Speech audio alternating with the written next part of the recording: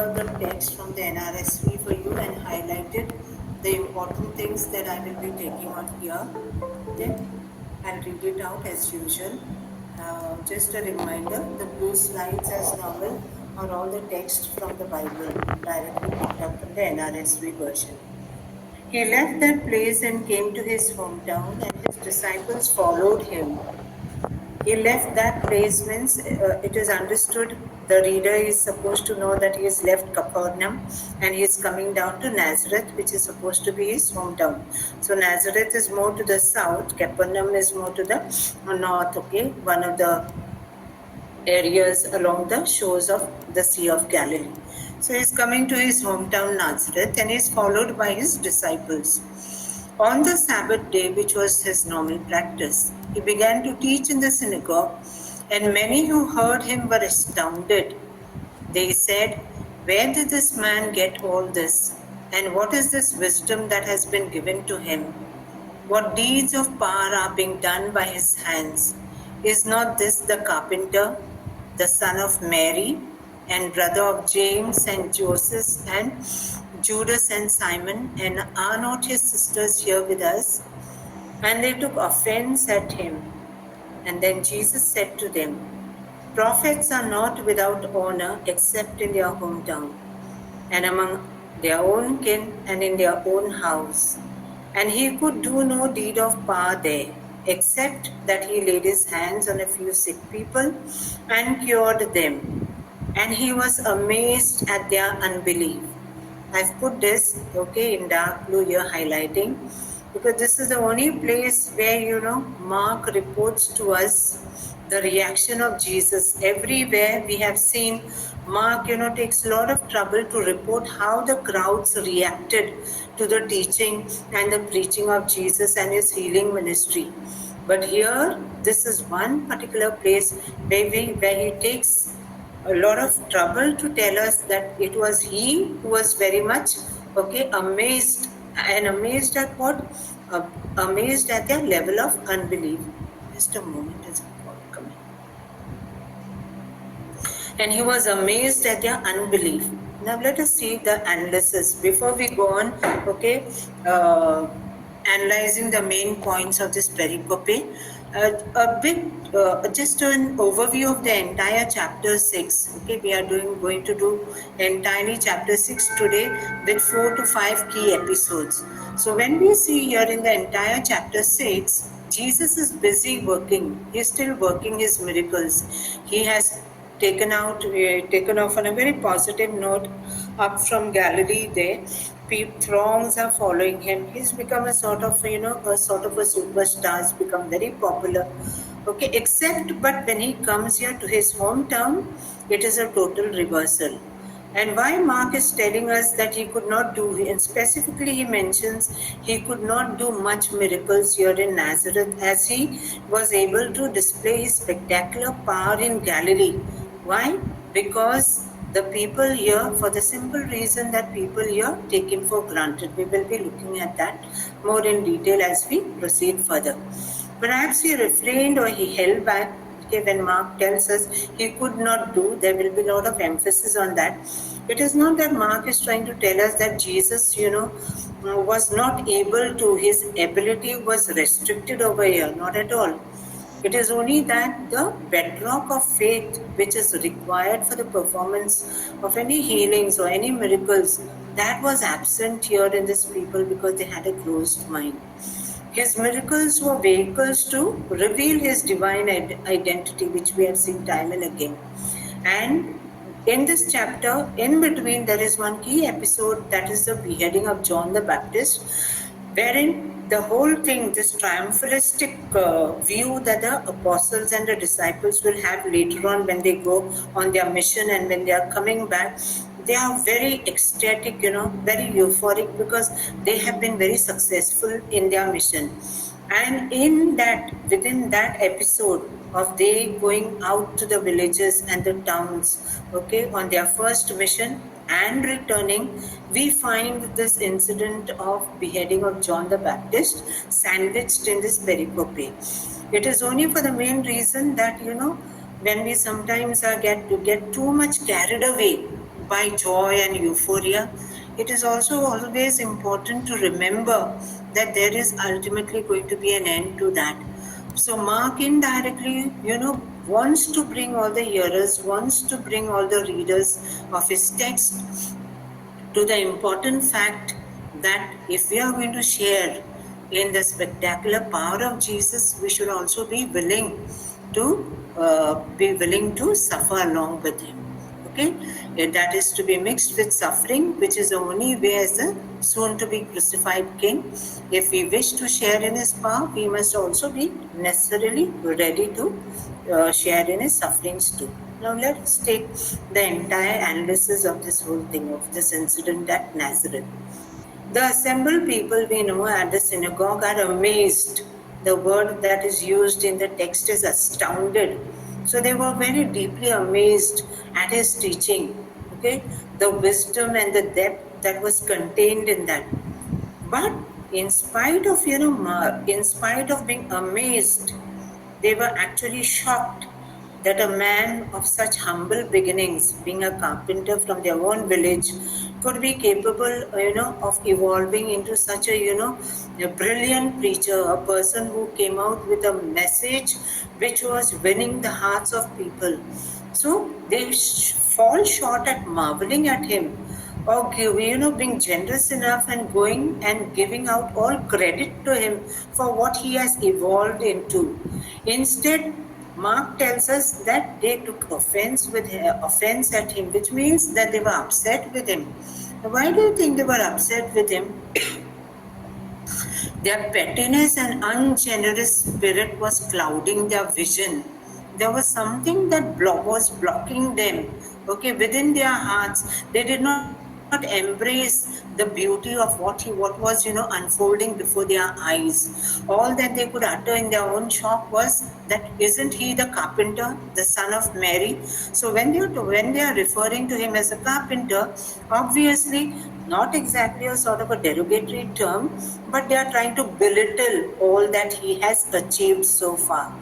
They are also trying to probably, discredit him by calling him the son of Mary, because in the previous episodes, remember, they had said that, especially in the rabbinic text later on, but it was 2 centuries later, there were, adverse references to Jesus, especially in the Toledo issue, in that where Jesus was considered to be illegitimate. He was referred to as Mamzerut. So maybe there is a sort of, a play on that phrase, son of Mary, means they are not, they are not thinking very highly of him. They don't hold him in any esteem, despite all the renown that he has won, because he's already become quite a famous man all throughout Galilee and the adjoining areas. Jesus here is referred to as a carpenter. Now, carpenter, that is the English translation of the word, but the actual word that is used over there is tekton. When we talk about, the actual meaning of this word tekton means a person who is more like, in a technical light, person who is associated with more of craftsmanship. Not only Tekton was a person who not only made benches and beds and furniture that is needed in their homes, but Tekton was usually a person who assisted in building.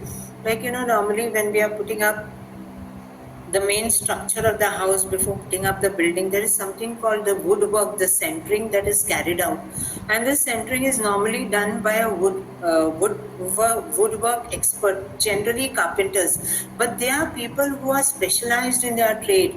They are not the people who will normally undertake any contracts of furniture making. They are more inclined towards building of monuments, homes, or whatever. So Jesus here, when he is referred to as a tekton, they are probably referring to him as a specialized craftsman. Okay, so he's possessed this specialized craftsmanship, and being a tekton was definitely not very high status, but neither was it something very low as well. A tekton was someone who assisted in the building trade, laying the centering woodwork, as I told you, involved in building work. So here probably does not merely mean a maker of furniture. In antiquity, especially during the times of Jesus, so remember I mentioned in one of the sessions that there were, these two main Pharisite schools, the school of Hillel and the school of Shammai. Shammai and Hillel, they were considered to be very great rabbis, a little before the time of Jesus, and also, overlapping more or less his time. And this particular Shammai, who was supposed to be, a very rigid rabbi and a sage, he himself also was a carpenter by trade, a tecton. So hence it wasn't a very unrespectable profession. Jesus most certainly must have learned his trade. Now, where did he get this knowledge of carpentry, of this woodwork craftsmanship, whatever we would like to call it? Obviously, in antiquity, the trade that was learned by a young man was obviously learned from his or his own father. So here also, Joseph definitely was a carpenter, he was a tecton himself.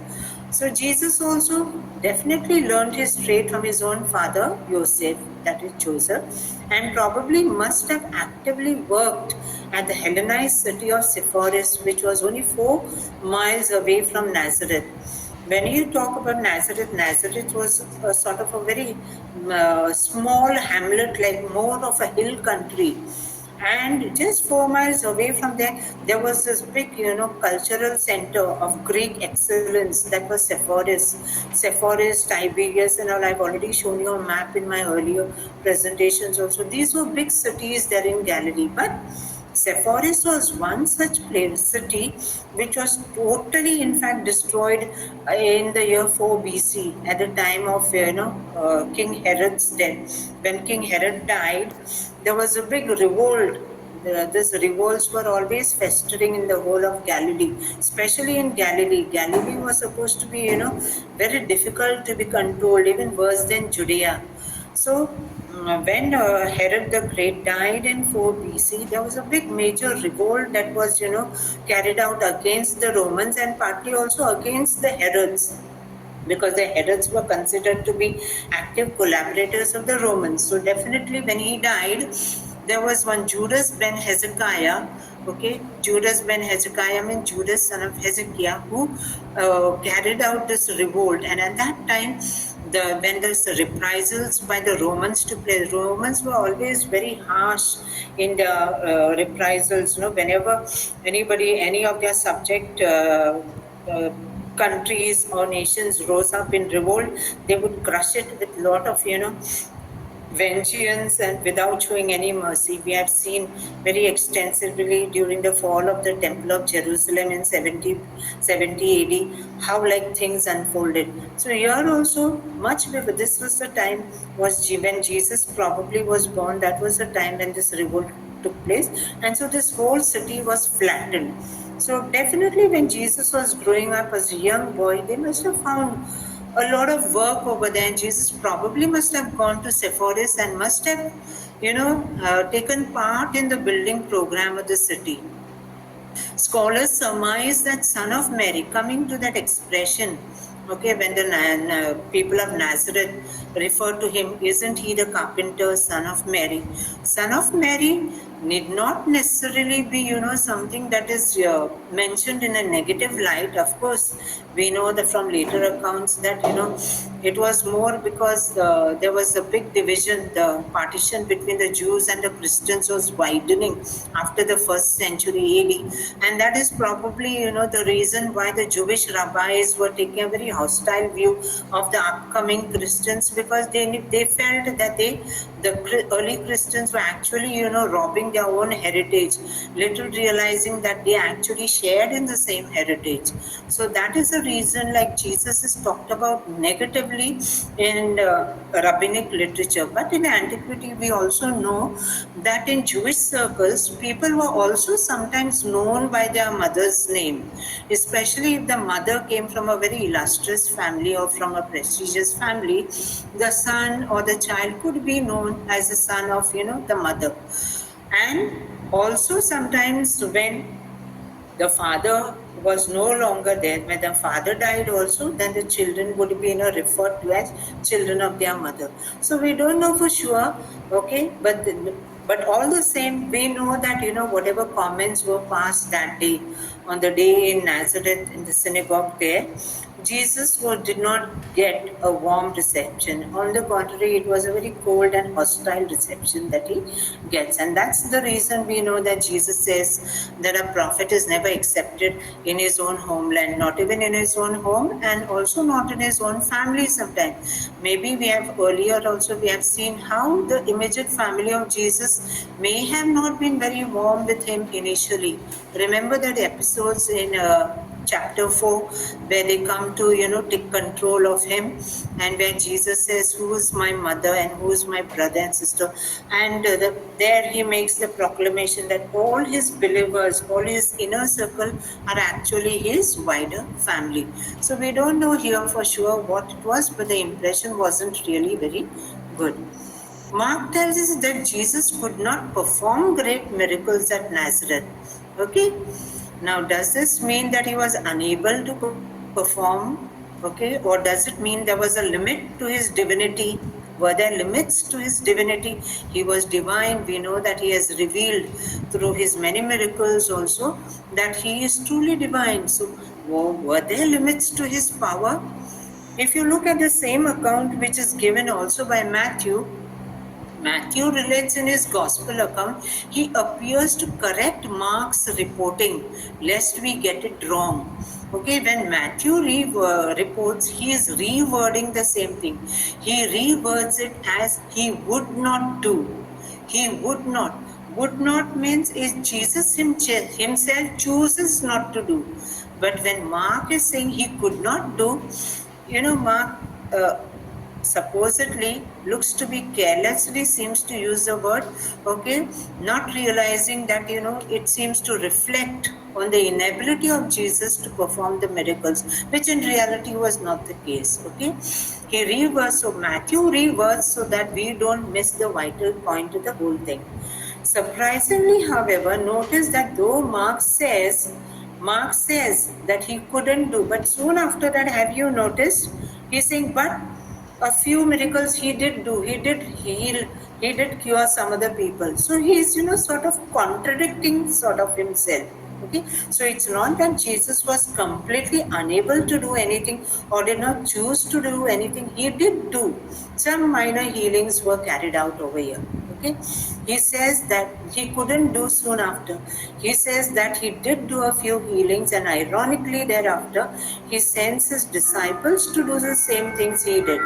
Hence the phrase is probably Mark's unique style of reporting what he heard from his teacher Peter the Apostle, who we all know was the source of his gospel story. Okay, and maybe he did not really intend to remark on the ability of Jesus to perform the miracles. But whatever it is, we know that the question here is not about Jesus' inability to perform miracles, but it probably means there is something very important behind it. Jesus withheld doing those miracles.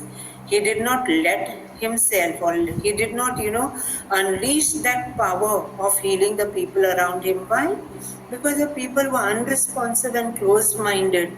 Okay, and had he, of his own initiative, had to go around and, perform these spectacular deeds, it would have been viewed more as magic. Because remember, during the times of Jesus, magic also, especially among the Hellenistic societies, magic, had a very supreme place. So if he had to perform this type of things without, the prerequisite of faith, it would have been viewed only as magic. So here Jesus is, insisting that there should be faith. Only if you have faith, faith is going to be the bedrock to work miracles. No faith, then definitely no miracles. So the person who expects to be healed, the people who went out of their way and touched the hem of his garment, they had faith.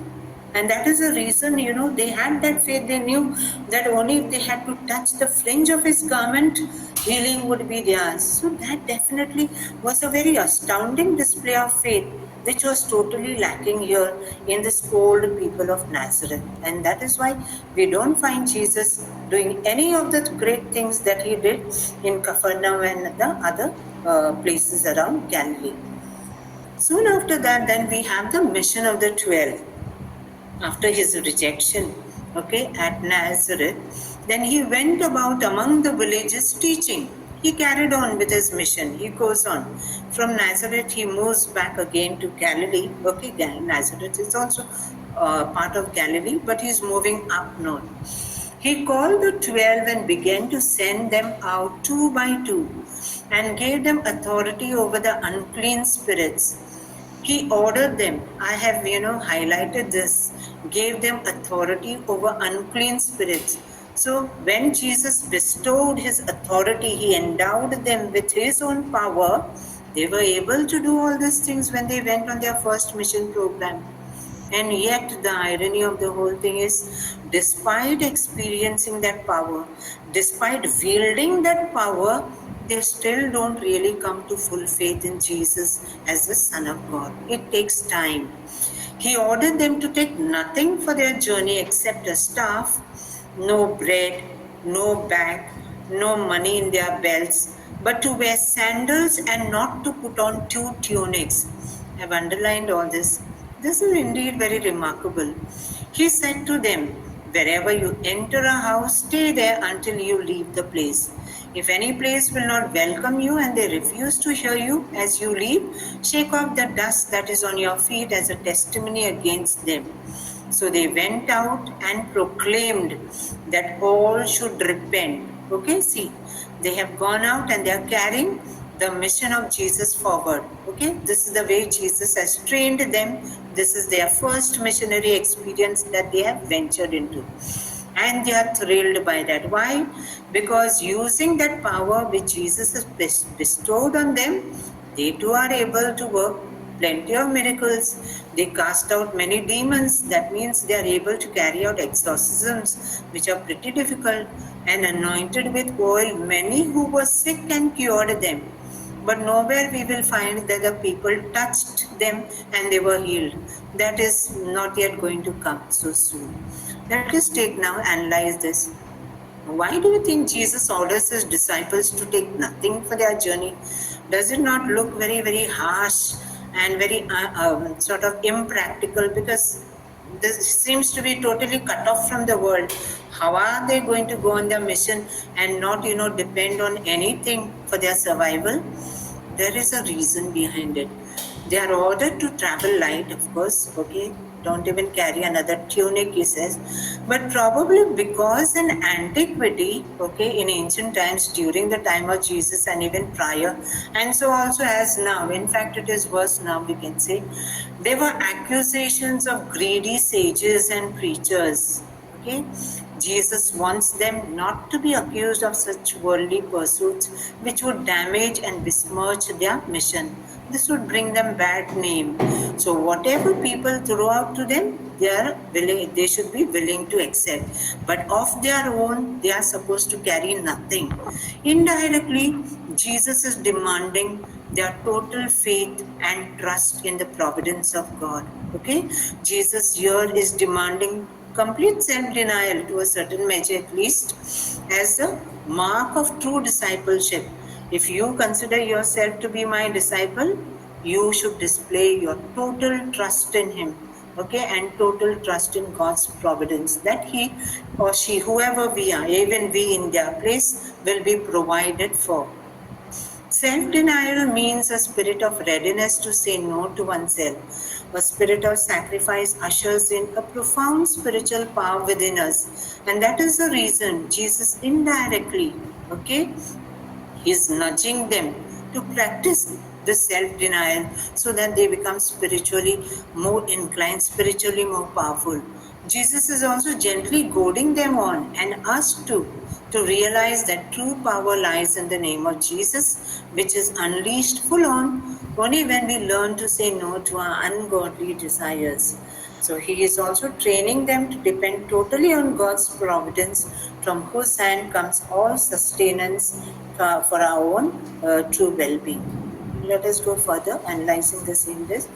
There were actually multiple missions as we learned from the Gospel of Luke. Here in the Gospel of Mark reports only this. Remember that demoniac who was healed on the other side of the Sea of Galilee, how he in fact was the first Gentile, even before these apostles and disciples have been commissioned to go out and proclaim the good news. This man has already begun that great work. So here, when we look in the other gospel accounts, also especially in the Gospel of Luke, Luke takes a lot of trouble to report more in detail about the formation of the disciples at the hands of Jesus. And Luke in particular, if you have noticed, he also mentions about Jesus sending out not only the 12 but Jesus sending out the 70. So so when Mark is reporting about this sending out, going forth, he is in particular trying to show how much of time, energy, Jesus has invested in training his disciples for their future mission. The text highlights this very crucial fact, and so we have to bear in mind that this is not the only time. This is specifically being reported, but Jesus, every time he would pull out his disciples, take them to solitary places, and there he would, teach them in the ways of God and train them for the future mission. Despite being bogged down by the crowds who thronged around him day in and day out, Jesus draws his disciples out to solitary places to form them spiritually, to equip them as strongly as possible for handing over the reins of his ministry to his disciples after his impending death and resurrection. There's a lesson here for all of us too, in our lives too. We become so preoccupied with all the vicissitudes of our life that we fail to, leave that important, crucial part of our day wherein we have that heart-to-heart, intimate communication with God. And that is what Jesus is emphasizing here. Draw yourself out into solitary places, into solitude, where you can come in deep contact with God and with your own inner self. Notice in particular how the apostles are consumed by the euphoria surrounding the great teaching and healing ministry of Jesus. Of course, this will come, towards the end after the episode of the beheading of John the Baptist. But you will note that, because they were able to, perform the same sort of healings and exorcisms like Jesus, they were so much thrilled. They were beyond the it was an experience of a lifetime for them to cherish. It was something like you get very intoxicated sometimes when you climb the heights of power. For them it was like that, because they were able to wield Jesus' power and perform the same things that he did. They were very, very ecstatic. So they were soaked in a sort of a triumphalistic fervor. I will be using this word in several of the slides. In a triumphalistic fervor. What is triumph? Triumphalistic is something that you have achieved a very remarkable victory. And what happens to us when we are riding on a very victorious wave? We are so much we get so much carried away with our own feelings, with our feelings of joy, that we forget sometimes to turn around and remember from where it is actually coming. So here also we see this disciples soaked in the same triumphalistic fervor after having experienced using the power of Jesus, but are oblivious to the coming demands of true discipleship. That is, what is the demand of it?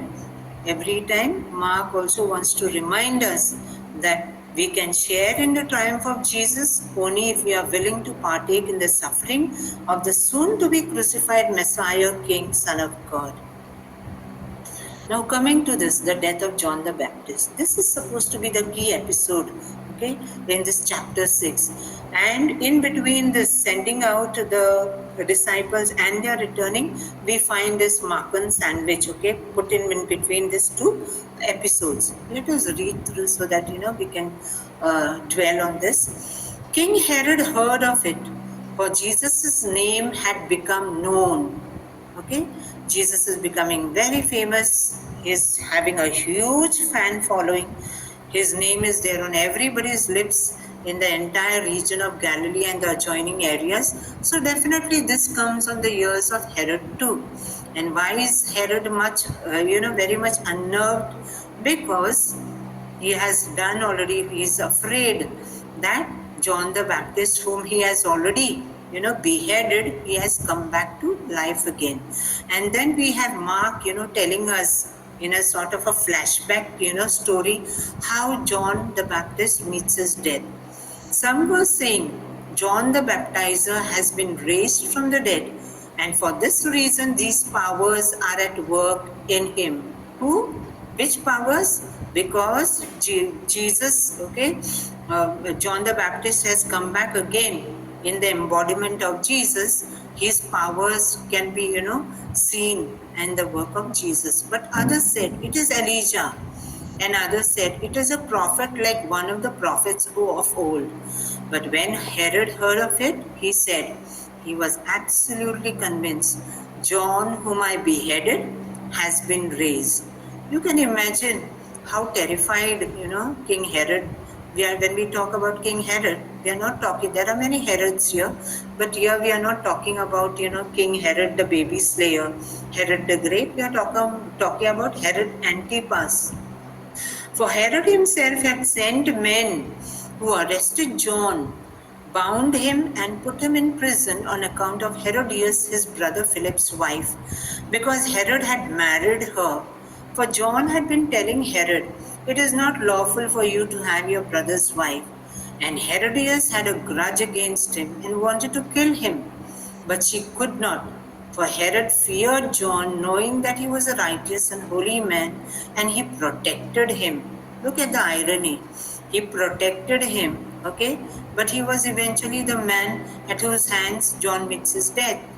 When he heard him, he was greatly perplexed, and yet he liked to listen to him. But an opportunity came when Herod on his birthday gave a banquet for his courtiers and officers and for the leading people of Galilee. When his daughter Herodias came in and danced, she pleased Herod and his guest, and the king said to the girl, ask me for whatever you wish and I will give it. And she solemnly swore to her, whatever you ask me, I will give you, even half my kingdom. She went out and said to her mother, what should I ask for? And she replied, the head of John the Baptizer. Immediately she rushed back to the king and requested, I want you to give me at once the head of John the Baptist on a platter. The king was deeply grieved, yet out of regard for his oaths and for the guest, he did not want to refuse her. Immediately the king sent a soldier of the guard with orders to bring John's head. He went and beheaded him in the prison, brought his head on a platter and gave it to the girl. Then the girl gave it to her mother. When his disciples heard about it, they came and took his body and laid it in a tomb. Let us analyze this, this incident. I've put out this picture. This is a very renowned picture of, the beheading of John the Baptist. The beheading of John the Baptist, as it is related by Mark as a flashback story in between those two episodes, it actually probably occurred. Most scholars say it was the year 28, but could be probably also the year 29. We are not very sure. But around one of those 2 years. When you look at, John the Baptist beheading, where did it take place? Now remember, I put out earlier maps also that I've shared with you. Jesus is very active over here. This is his headquarters, Capernaum. Tiberias is one of the big cities on the western shore of the Lake of Galilee. And John the Baptist is beheaded here. He was held a prisoner by Herod Antipas here in this fortress palace. This fortress, Machaerus it was called, it was a fortress palace that was built not also by his father, but his father, Herod the Great, greatly improved it and made it into a very spectacular building.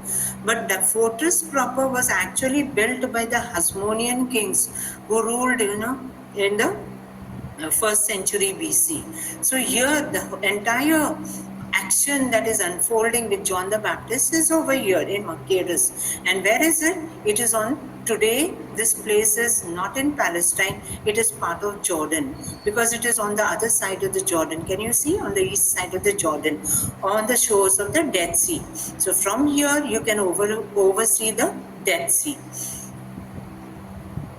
This is, a reconstruction of the Herodian palace at Machaerus. I told you this place, it was a fortress palace, and it shows the splendor of the Dead Sea. From here you could see, when you looked out, you could see the entire vast expanse of the Dead Sea.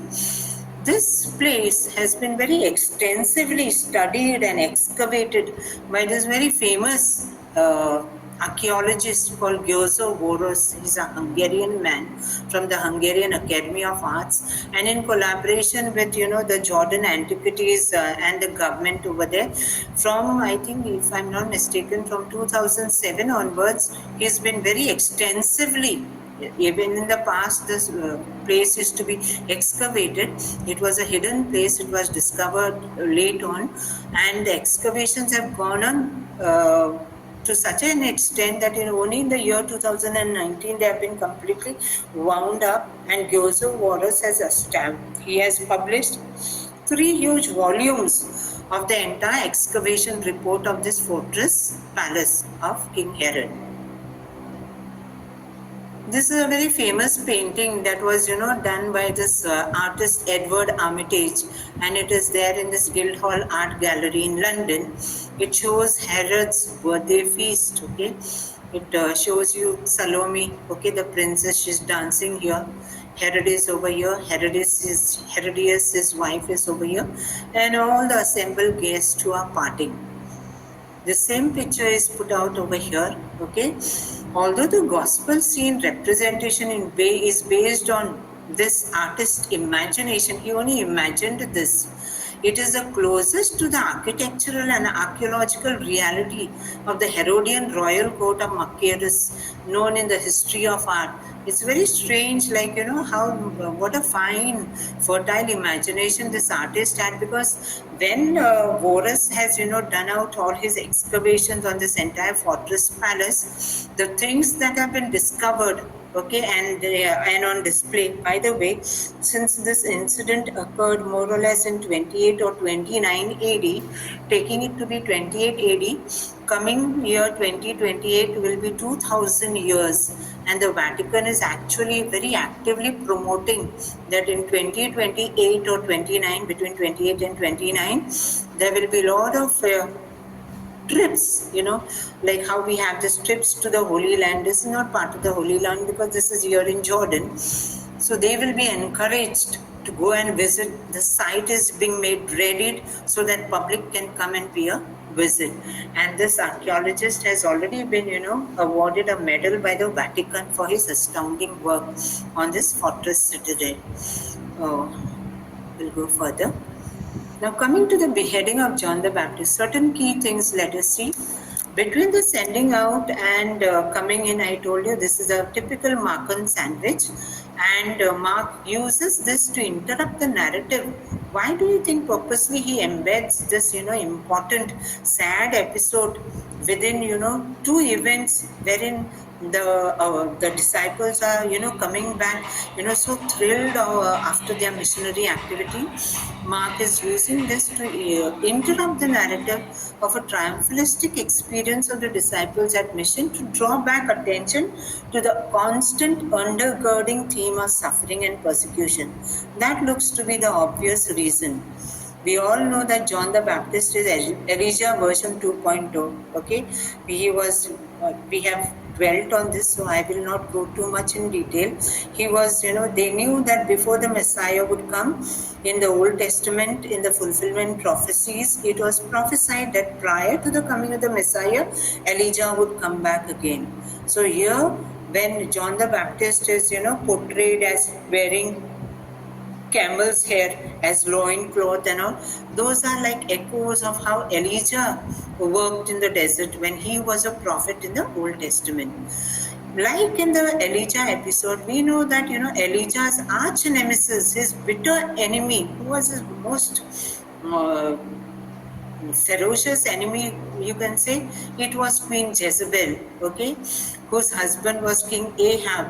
So the arch nemesis, just like, the arch nemesis of Elijah in the book of Kings was a wicked Queen Jezebel, Herodias plays that same role in John the Baptist story. Okay, she plays out the same role in the story of John the Baptist. And so there are very remarkable parallels and similarities in the stories unfolding around these characters. And many scholars do recognize this Old Testament overtones here, these remarkable similarities. Even Josephus, it is not only the evangelist, and in particular Mark and Matthew, who give us a very detailed description of the beheading of John the Baptist, but even Josephus, the Jewish historian with whom we are quite familiar now with our sessions, reports in his work the Antiquities, which he wrote after the war. He wrote his two big works, the Antiquities and Bellum Judaicum, which is also called the War. But in Antiquities, where he relates the entire history of the Jewish people, he mentions this, that Herodias echoes Jezebel just as Herod Antipas echoes King Ahab of Israel. So we see it is not only the scholars who make these connections, but even ancient writers did. Now, why does the Princess Salome ask for the head of John the Baptist and not any other part of the body? It probably, maybe it is, a standard motive in ancient accounts where people would ask for some very grotesque things. Like, for example, we know that there was this Hasmonean king, Alexander Jannaeus, who was called Yanai, by the Jewish people, who was very much hated by the Jewish people actually. He was a Hasmonean king who ruled Judea around the time of 90s BC.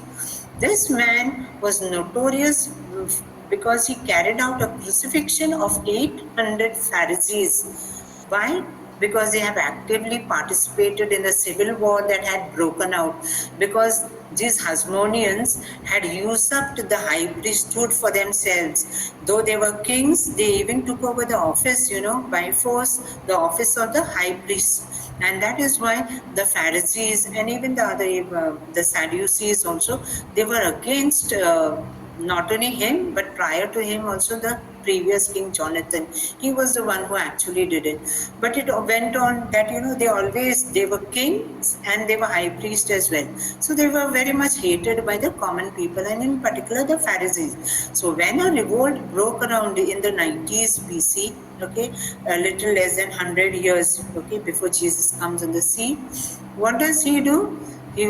This is accounted for by Josephus. He writes that, when he ordered the crucifixion of these 800 Pharisees, he made sure that, as they were crucified, before they could die, the throats of their wives and children were slit while he was banqueting with his concubines. There is a very famous picture of this, It brings out, how grotesque this whole thing was and brings out the dark side of this man's, nature.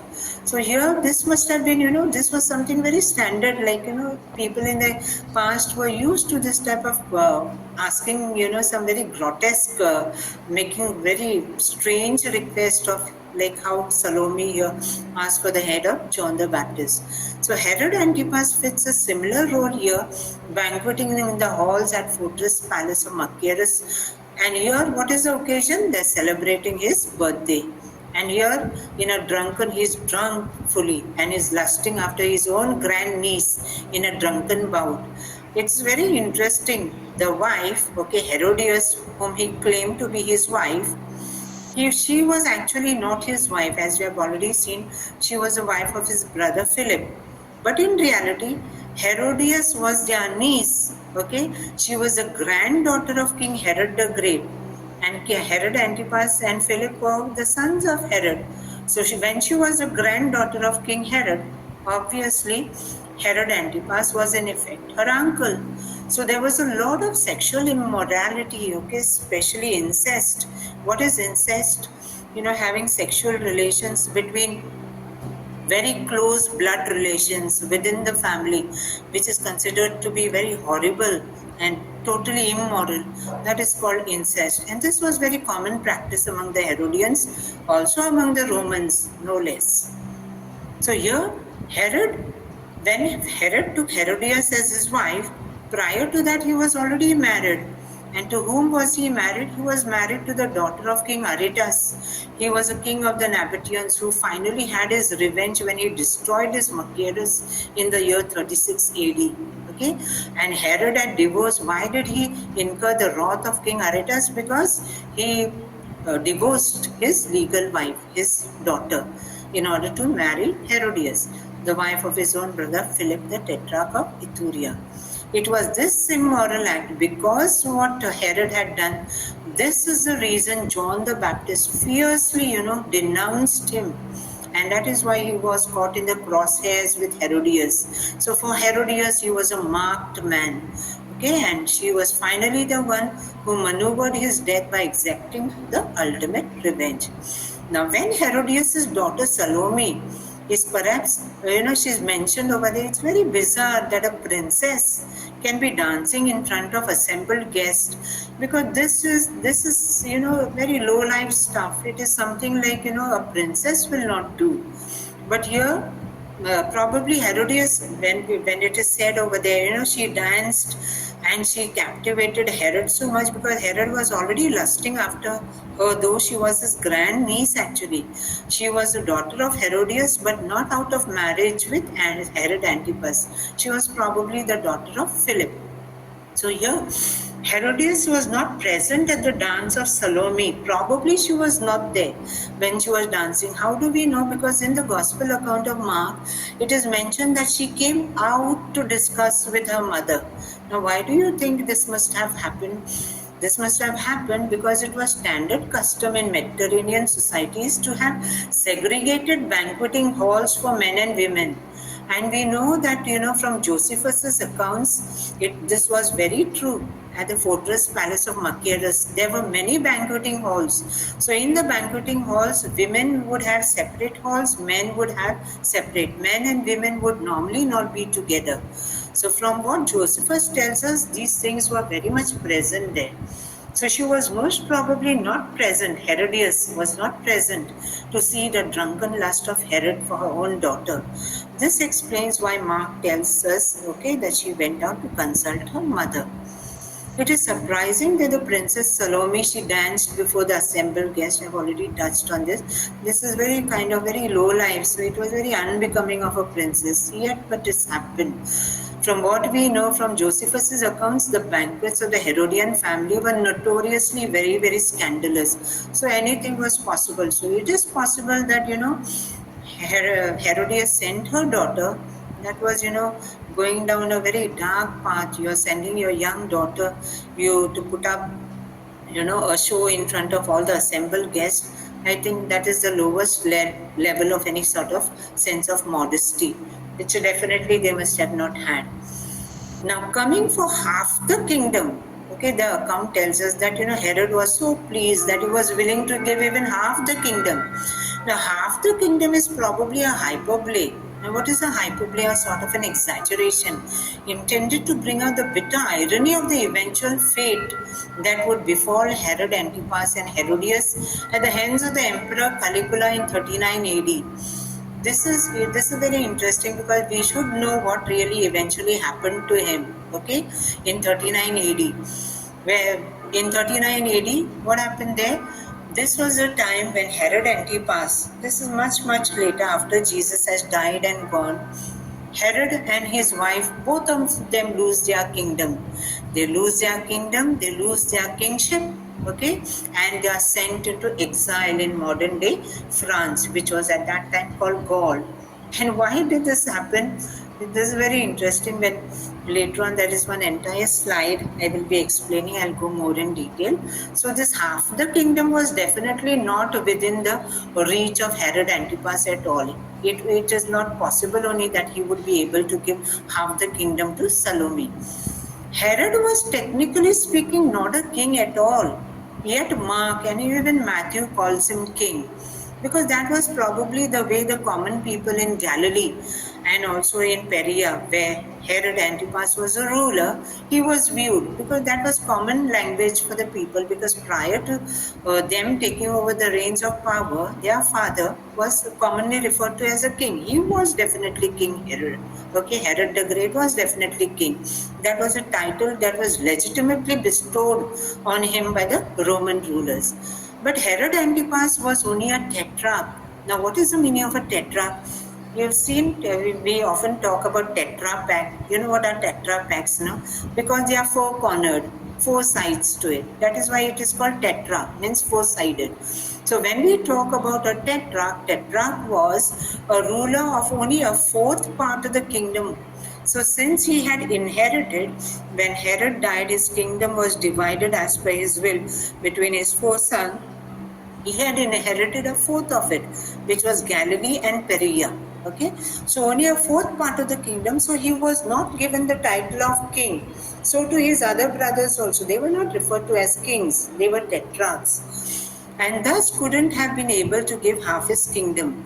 A claim probably made in a drunken stupor. We know that Herod must have been dead drunk at his birthday party, and so he must have probably not known what claims, what sort of big pompous announcements he was making.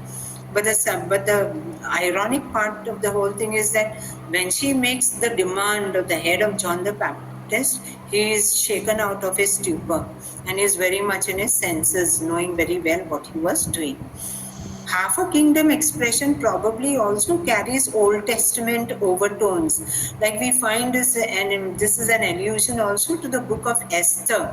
You know that famous story of Queen Esther, how she, saves the Jewish people by becoming the beloved of the Persian king, along with her uncle Mordecai. So here this is an allusion to the Old Testament book of Esther, where the Persian king Artaxerxes offers to give her half his kingdom, which is actually a hyperbole to highlight the strength of the relationship between Esther and the king. So here also probably half the Herod agrees to give half his kingdom is probably only a exaggerated statement, because sometimes people do promise more than they can really deliver. Now, why do you think Mark is telling us the story of John the Baptist as an interlude between the sending out of the 12 and their coming in? Interlude is, a performance that is sandwiched in between two key elements. So here also, this beheading of John the Baptist obviously is an interlude. There is a reason behind it, and a very, very deep reason. Okay, and what is that? To know that reason, we just need a little bit to dwell deeper into the family of Herod Antipas and know eventually what happened of him in history. Because only when we know about it, the whole episode comes, gets totally illuminated, and we understand what Mark is actually, subtly trying to say here. Okay. To understand the purpose of Mark in sandwiching this story, let us know a little bit more about, what these Herodians were. They were the Herod family was a very extended family. We know King Herod had many, many wives. So obviously he must have had a big, camp of children. Sorry to use that term. So, but that was obviously the thing. And so they were all collectively called Herodians. And there was a lot of infighting, a lot of bickering and backbiting among them all the time, trying to pull one another down. Finally also led to murders. So this was normal practice, something that, was common that would happen in a Herodian household. So let us, cast light on Herod Antipas, the Herod that, who is the main player here in the beheading of John the Baptist. Herod had divorced, I told you all this, okay, his wife was actually the daughter of King Aretas. So King Aretas was his sworn and mortal enemy from the day he divorced his wife and took Herodias as his wife, okay. So it was this immoral act which we know that John the Baptist very fiercely condemned and denounced, and that is why Herodias was deadly against him. Going further, he was actually not a king, as I already told you, but he was called king because people were used to calling him king. He never got to be king himself. However, here comes a very interesting story. He always aspired, to obtain that titleship of king, but he never did. Herodias had a full brother known as Herod Agrippa the First. Does this name sound familiar to anybody?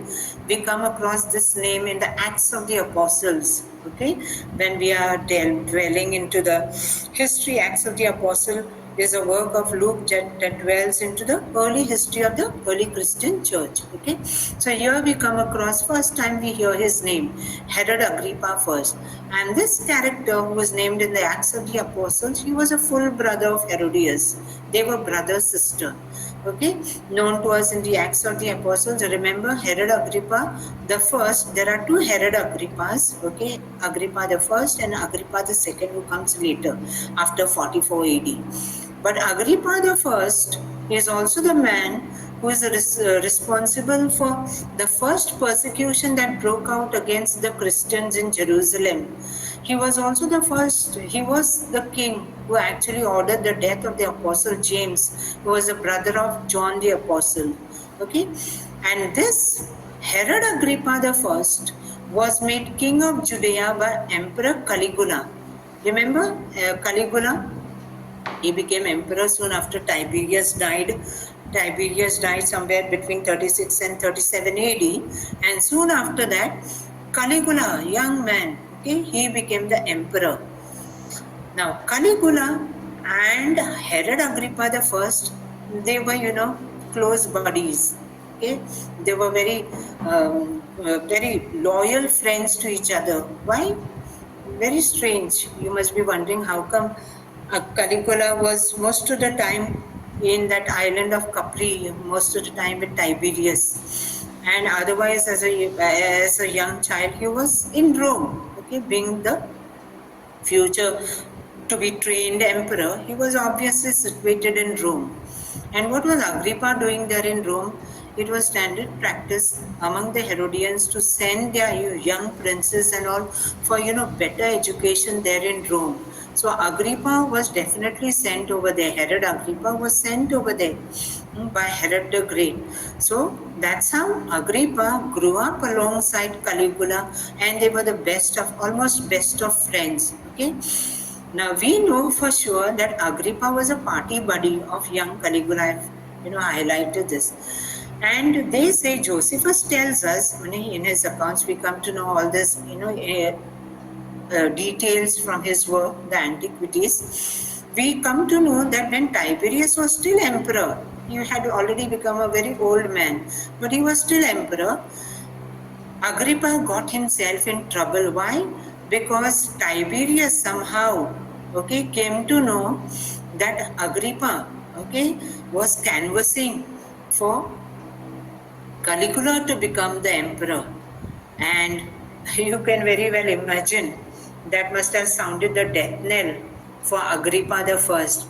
But luckily, to his good fortune, Tiberius died in 36 AD before he could take any concrete action against Agrippa, and he was thus spared a very harsh fate, because we know definitely, given the nature what Tiberius was, knowing that he was a very extremely cruel emperor, definitely Agrippa would not have been spared. But to his good fortune, he dies, Tiberius dies, and his friend becomes the Roman emperor. So it was a golden pathway that opened up before him. And his loyalty to Caligula was repaid when he was made king of Judea, and he reigned as king of Judea. Now, why I am telling you the story of Herod Agrippa and his close relationship with the emperor Caligula? Because it was this that made Herodias all the time, keep on troubling her husband, Herod Antipas, literally pestering. We come to know from Josephus that she prodded her husband, pestered him to go to the emperor. And just like Herod, Agrippa finally managed to get the kingship, he would consider him also for bestowing the title of king on him. So she must have literally, must have prodded him so badly that finally Herod Antipas had no other choice but to go and take an embassy and go and personally meet Caligula the emperor and make the petition that he should be made king. But unfortunately and sadly, but who knows, probably, after what they had done to John the Baptist, this was obviously what would, turn out to be their final fate. Caligula did not take this very well. We know very well Caligula, how what sort of a mad emperor he was. He was the same emperor, remember? He would go to the temple of Jupiter and he had put himself up, a statue of himself as Jupiter, and he would go and exchange clothes with the statue. He would go and talk to that statue. So he was literally a madman. He was also the same mad emperor who in 39 AD he literally shook the entire Jewish nation when he made that very absurd demand that his life-size statue should be installed in the Temple of Jerusalem. Who knows if that had to happen at that time? The Jewish revolt with which the temple came down in 70 AD would have been, something that would have taken place much, much earlier during the watch of Caligula himself. We really don't know. So, having this type of a mad emperor, you have to be doubly very careful how you open your mouth and what you say in front of him.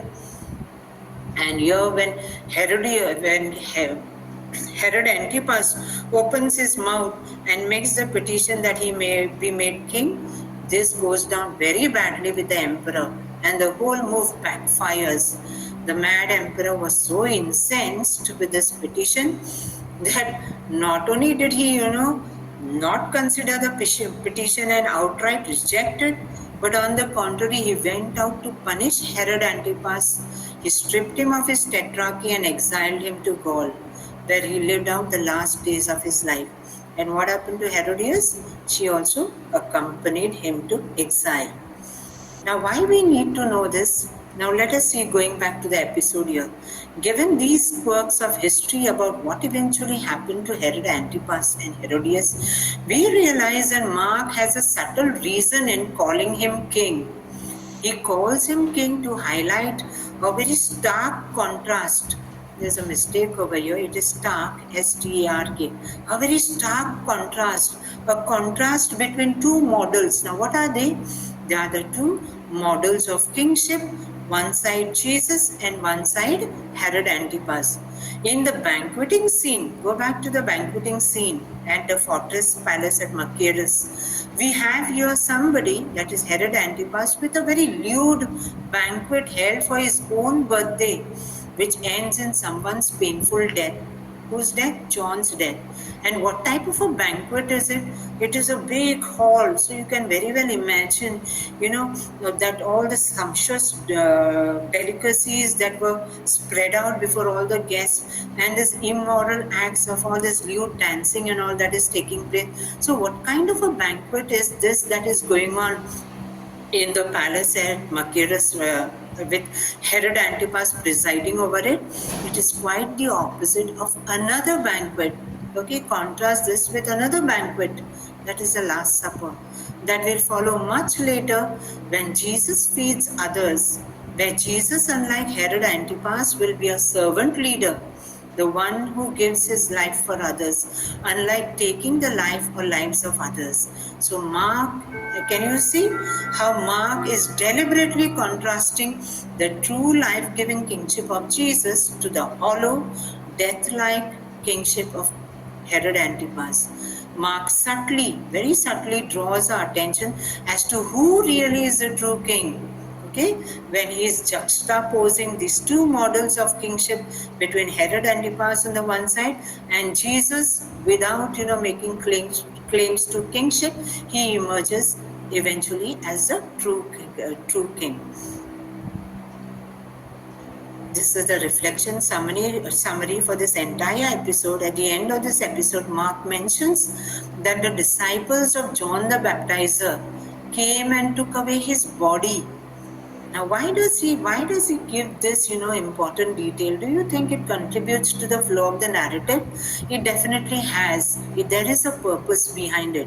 Mark definitely does not do anything without a purpose, which is very, very clear as we go through the text of his gospel. The decapitation or the beheading of John the Baptist was a far more merciful death compared to the impending, horrifying crucifixion Jesus would eventually undergo. Okay, so can you see a sort of a foreshadowing? Mark is eventually telling us that what Jesus is, eventually going to undergo. The death of John the Baptist foreshadows the soon to be coming excruciating death of Jesus himself, which serves to dilute the feelings of triumphalism that the disciples are currently experiencing from their first missionary enterprise. So, can you see why this episode is embedded there between these two events where these disciples are so very so very ecstatic, they are so very joyful, they are beyond, they are not able to contain their joy within themselves. So it is that feeling of triumphalism that is overcoming them. So this is a silent reminder that hold on to your joy, there is something deeper coming. Most of all, Marx mentioned this is a high point of the whole thing. Most of all, Mark's mention of the disciples of John coming forward to claim the body of their teacher, master, poignantly contrasts the total abandonment of Jesus at the time of his crucifixion and death. Look at this, okay? When John was beheaded, his disciples, he had many disciples. Probably Jesus also started out as, getting groomed under him. But when John dies, his close inner circle of followers, they leave no stone unturned. In a mighty hurry, they come and take charge of his body and give him a decent burial.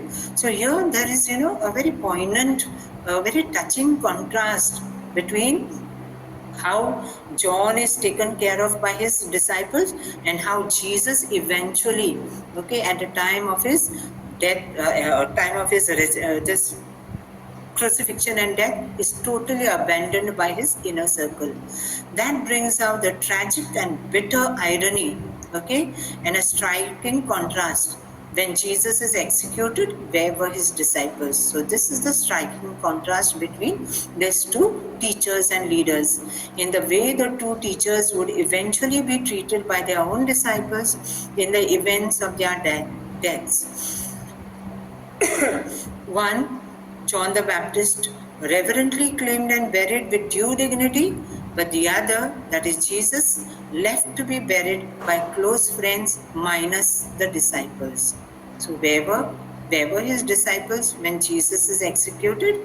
Unlike John, he was totally abandoned. I have put out this slides only for you, how this Machaerus, it's good for you to go through how down the ages when it was, actually built. That same king, Alexander Jannaeus, he is the one, he was the one who actually fortified it. Then later on in 57 BC, it was destroyed by this Roman general called Gabinius. And during the Herodian period, we have King Herod the Great, who, made it out into a very spectacular building. We know that Herod the Great was a master builder of antiquity. So Machaerus also, this fortress citadel was very beautifully, done up by Herod the Great.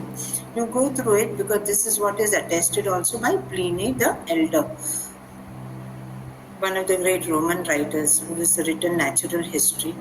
These are 3 slides that I put out, just go through it. This is only for your knowledge. These are the pictures I would like you to have a look at, I told you already about the work of Gyozo Voros, it's very much commended, highly commended by Pope Francis. Also, he's been awarded a special medal for that. So he has done this up, He's also contributed a very beautiful article for the Biblical Archaeological Review magazine. If you want, I can share that on the group and you can have a look. And these are some of the photos, that have been created and they have been superimposed on this. How it must have looked when Herod the Great, built it into a masterclass palace. These are, this is also again a reconstruction. It shows the courtyard at Machaerus where Herod Antipas sat and watched the deadly dance of his stepdaughter Salome. This is very, very touching. When you read through that article, it makes your hair literally stand. author, the same Warren, he told Bible History Daily that this reconstruction was based on details from the excavation, including hundreds of fragments from the red tiled roof of the former Herodian royal palace. So this was a place from where he must have sat down and watched that fateful dance, due to which John the Baptist lost his head. This is also again a 3D sort of a image. These are the actual, at the base what you see, these are the foundations that have all been dug out, and this is the 3D image that is superimposed over there.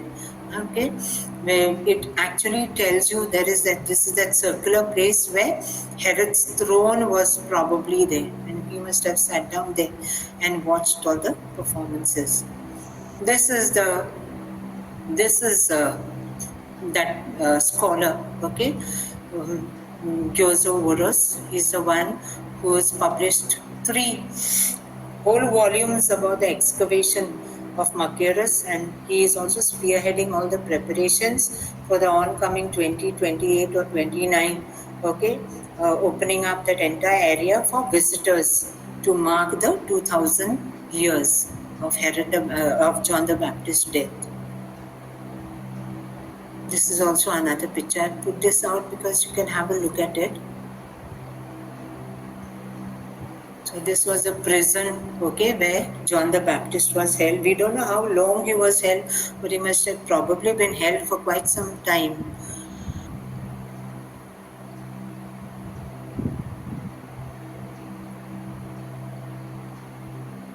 I've also put out Matthew's account for you, just in case if you need to compare. Here also how, like Matthew also highlights how Herod was absolutely convinced that that Jesus was actually John the Baptist come alive.